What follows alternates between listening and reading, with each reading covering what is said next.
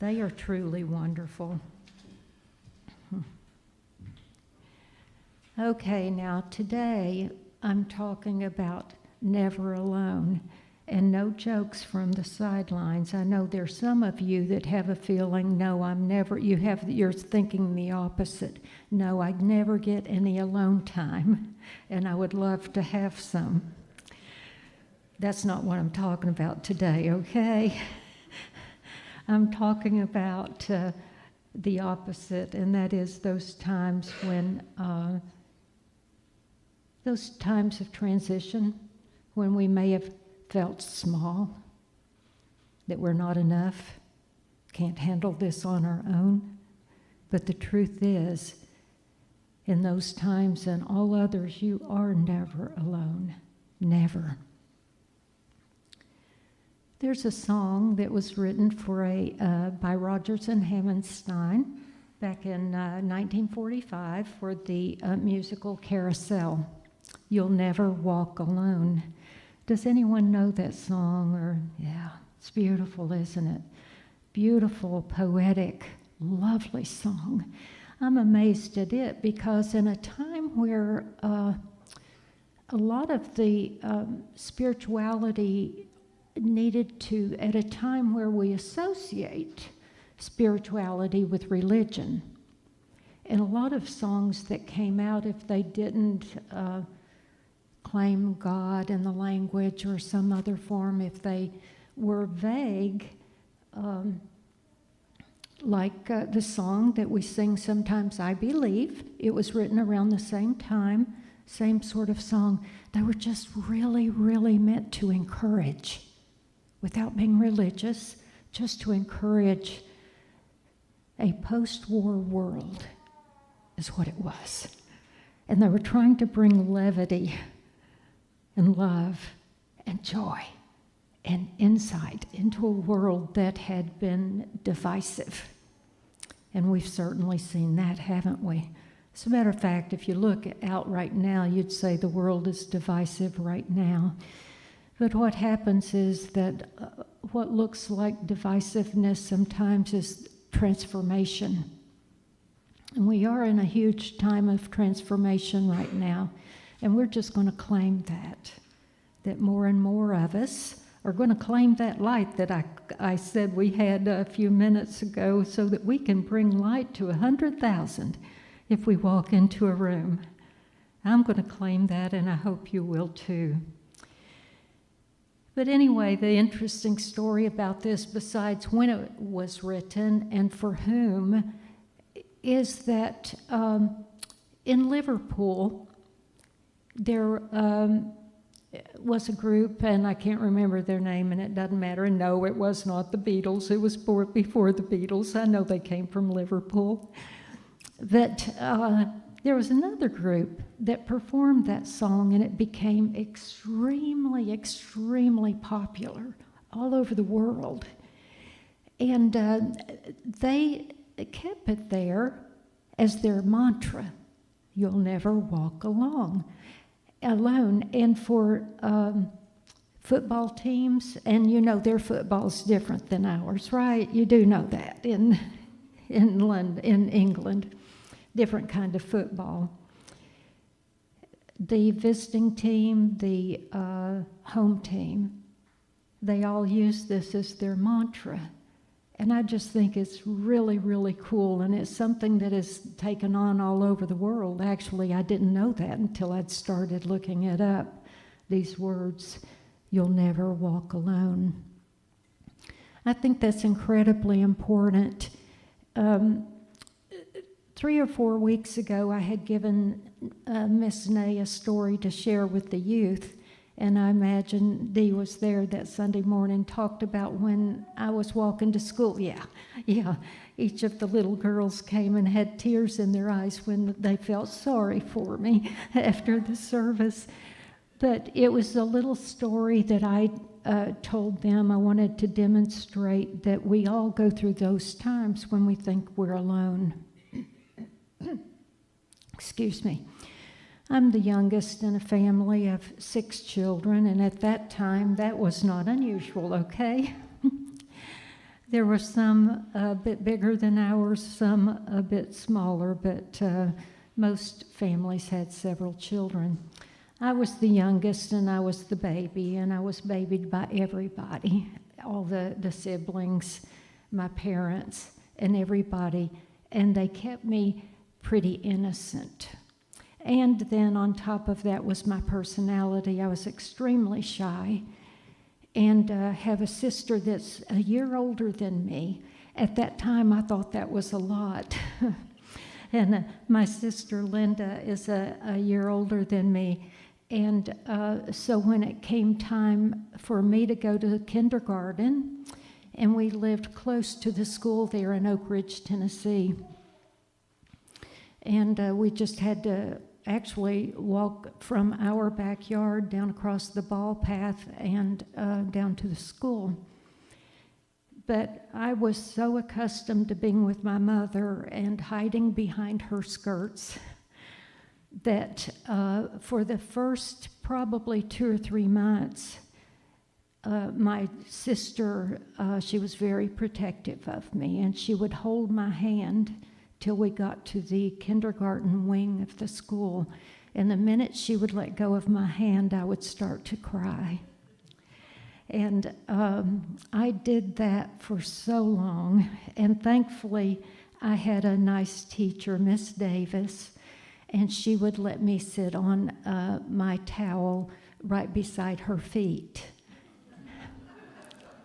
so that I felt some maternal presence there without having my mother or one of my siblings there to protect me. It took me a long time to get out of that. It really did. And but I did slowly. But how did I do that? Well, I did with love that was extended from others.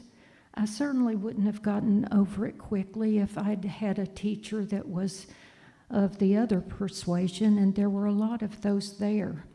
At that time, we had the teacher in the 5th grade, my goodness, she would just soon take out her paddle and come whack everybody on the arm as to do anything else. If she thought you weren't paying attention, she'd just give everybody a whack across the upper arm.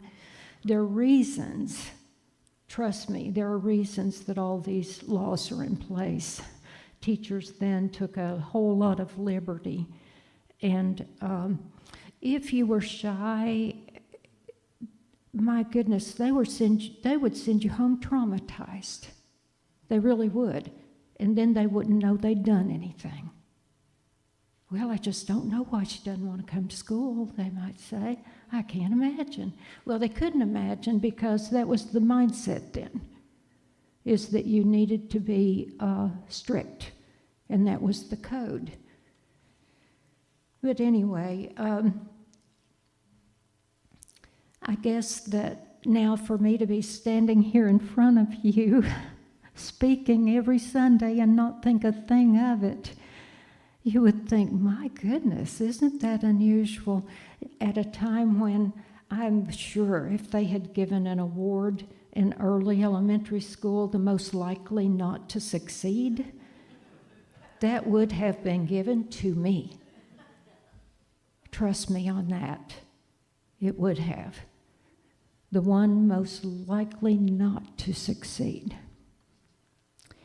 especially at saying your truth, standing up and saying your truth in front of others. Oh, that followed me even through high school.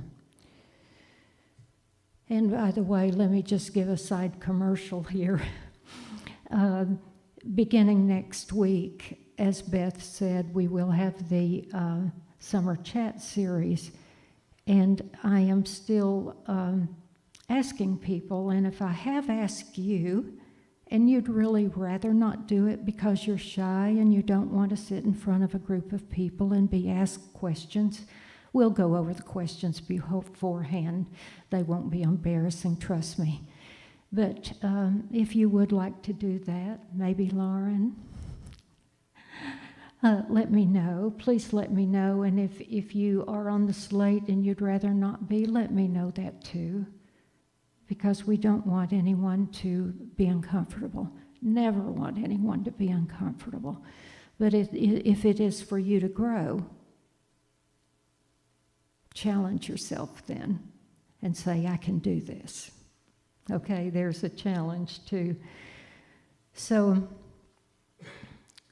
anyway, the most likely to not succeed, that was it. That's what I was talking about last, wasn't it? There's a woman I know that said recently when she was struggling with overwhelm, and she is a spiritual teacher, that she kept forgetting everything that she'd been teaching to others about confidence and insight and trust. She was worried about how she was going to pay the bills. That's important, isn't it? That's important. How are you going to pay the rent, the house payment, the electricity, buy food? Those things are important. But she said that she fell so much onto worry that she forgot her connection to God, that she had just fallen totally into fear and chaos without remembering that she had a senior partner. And we all do, especially during those times when we don't remember. We have a senior partner that we can call in, and the moment we remember that, say, I invite my senior partner to come in right now to help me with this situation. And I know I've told you several times how Myrtle Fillmore, one of the founders of the Unity movement, and many consider her truly to be the founder because she's the one that learned how to heal herself from tuberculosis, which was unheard of then, unheard of. And the principles that we go by here were those that she and her husband, Charles, came up with, but that was a few years later. She's the one that struck out on her own. And she somehow knew that there was something within, that we had more power than we'd been taught that we had. We have more power, and that we're just not claiming it. And those 5 unity principles that we live here or that we teach, and you can use any words you want to, and there's one power in the universe, and that power is love. We each can connect with that anytime we choose by remembering, by being willing. We keep our thoughts positive, therefore we change our lives right there. And the more time we spend within meditation and prayer, the more positive and calm our lives become. And then importantly, we walk the talk.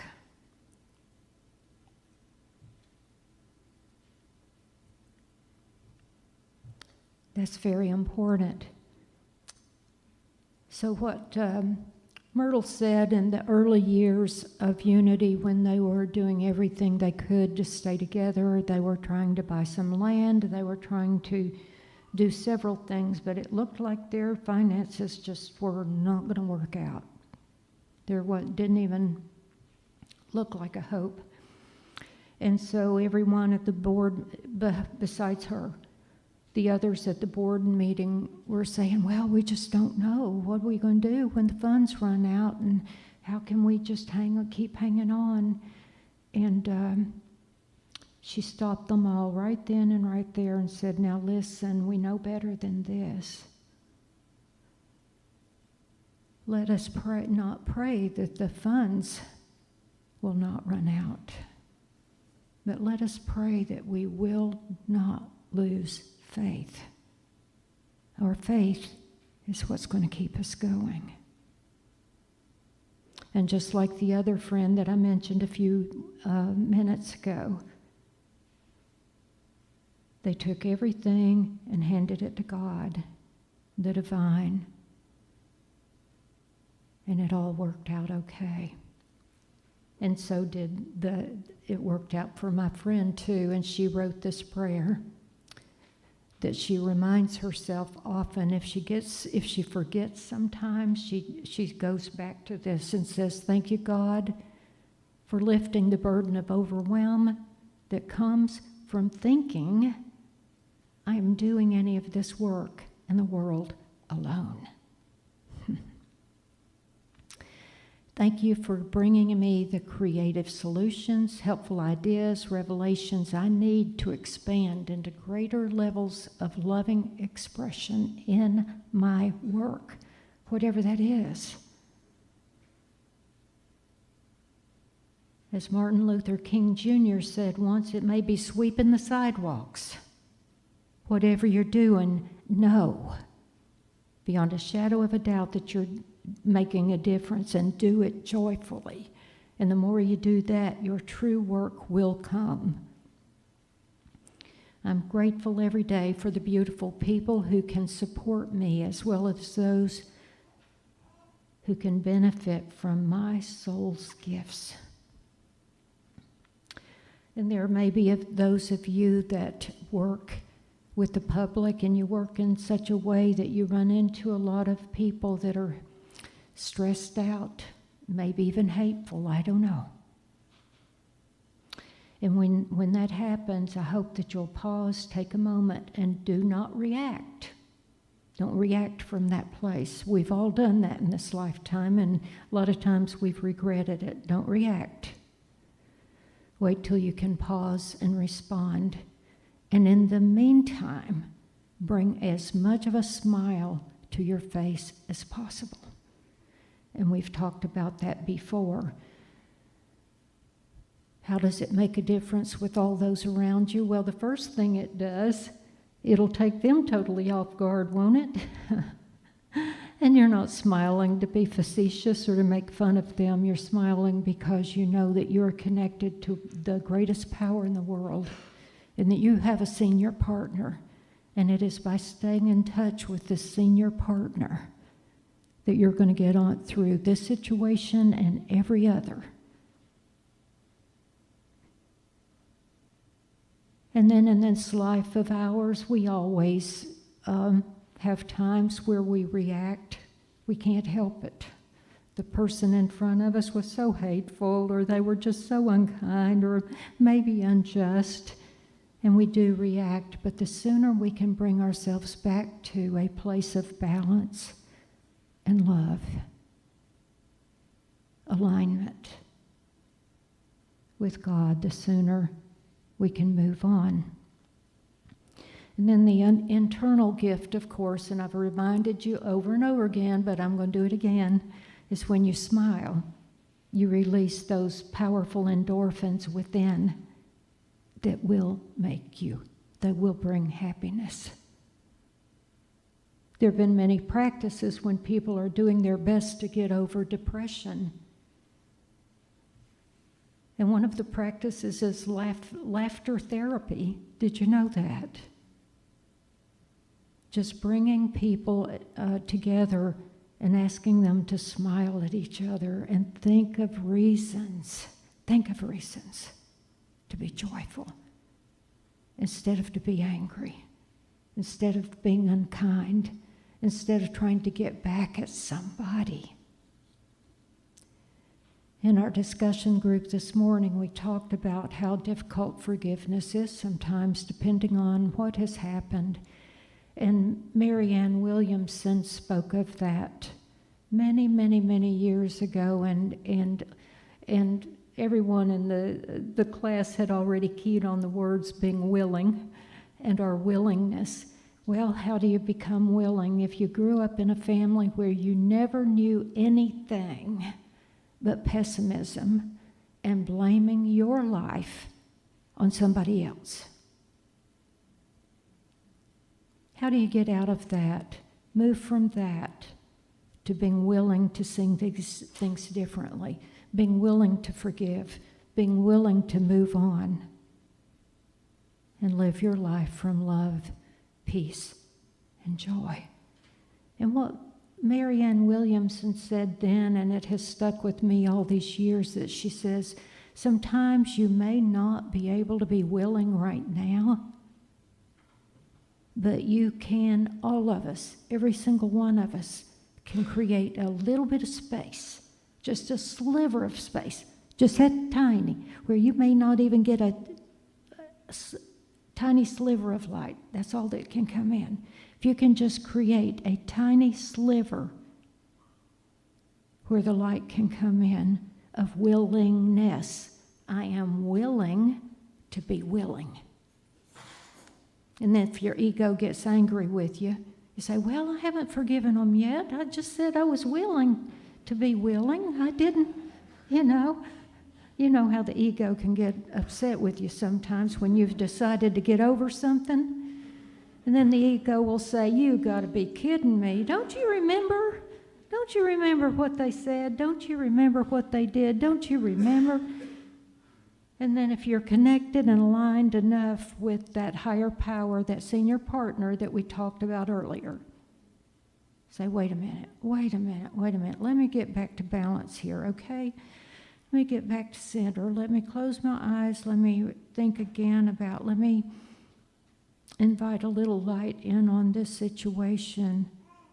Oh yeah, my senior partner said, you can forgive anything if you want to go on and live a healthy life.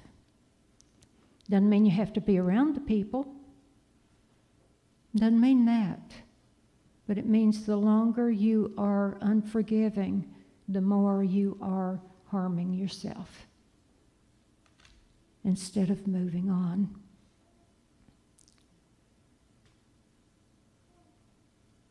There was an article in the Unity magazine, and this has been many, many years ago. I had to pull up some of my notes because I was just remembering parts of it. And there was a young person that had gone on a student exchange program to Australia. And as they were sitting there one evening with their host family, the family dog attacked them and jumped up and bit them across the face. So the dog sunk its teeth, which were numerous, into the neck and the jaw. Now remember, this is a 16-year-old. The attack, they said, was severe, and of course it took quite a bit of medical care and follow-up plastic surgery. But what happened was that the youngster had been raised in unity. And so what happened, of course, when something like that happens, you go into emergency mode. Well, emergency mode for this person meant that he just kept repeating the affirmations he had learned at Unity. God is always with me. There's no place that God is not. Just over and over and over again. Didn't panic. 16 years old now. Didn't panic while everyone else was panicking around him. He just kept repeating that and stayed calm. Even when they, on the way to the hospital, the emergency room, through all the medical procedures, he looked back on that moment and knew that it was a true miracle. Just an absolute true miracle. There's no way that he would have gotten through that with that calm and certitude, knowing that it was going to be okay, if he had not had that upbringing with the Unity teachings. There's one source and one power in the universe. God the good, unlimited. And we claim that. And my own daughter, one of my daughters sitting here this morning, Sherry, and she's been attacked by large dogs twice in her lifetime. And I know she cringes at my mentioning this, and I'm sorry. But sometimes that's what happens, we panic. We panic as as the victim. We panic as a parent. I'm sure the family that owned the dog panicked, didn't know what to do, but they all stayed calm enough to get the young man help. He says that all these years later, he still remembers that, and he appreciates the Unity teachings that reminded him that there was no need to lose his cool at that time.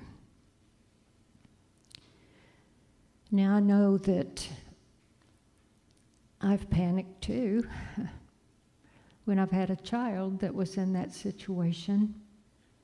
It's hard. It's really hard. You know, when you see them get stitches under their eye and across their neck, yeah. So it's hard, but so it makes me know this young man was just he was already advanced. He was light years away from most of us at that time in our lives. Now, the funny thing is about young people is that when they go out on their own, they can't wait to be away from mom and dad. They just can't wait. Beth is patting the back of these two young men here as if they'd have a thought like that. I'm sure they wouldn't. Just can't wait to get away on their own and quit having mama tell them what to do. But they will. They'll find their way back to their mama. She's still there. But it is a funny thing about growing up, isn't it? About hand holding, and my sister that held my hand to take me to school until I was ready to do it myself. And it was with love and encouragement that I finally was. And then with so many other things, when our children are ready to go out on their own, that we encourage them and we love them. We give them all the love and as much leeway as our wisdom tells us they should have at that time, right? But then what happens is sometimes years later, that person says, wow, I've been on my own. And then the next thing you know, tragedy strikes, or they lose a spouse, or they lose a job, or they lose this, that, or the other. Then they know to turn to someone else at times who can remind them of who they are until they can remember for themselves. And sometimes we do need that reminder. We need to be reminded that you have a senior partner here. And until you can claim that, I'm willing to hold your hand to get you there. But then you'll be off on your own and able to do it again.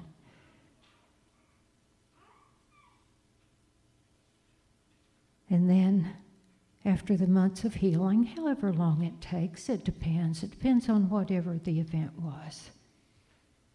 Then we do claim it. And we do claim that senior partner and say, yes, there you are. You were there all the time. I had it all the time, even when I didn't know it. I had that senior partner, especially then. So I thank you for being here with us this week.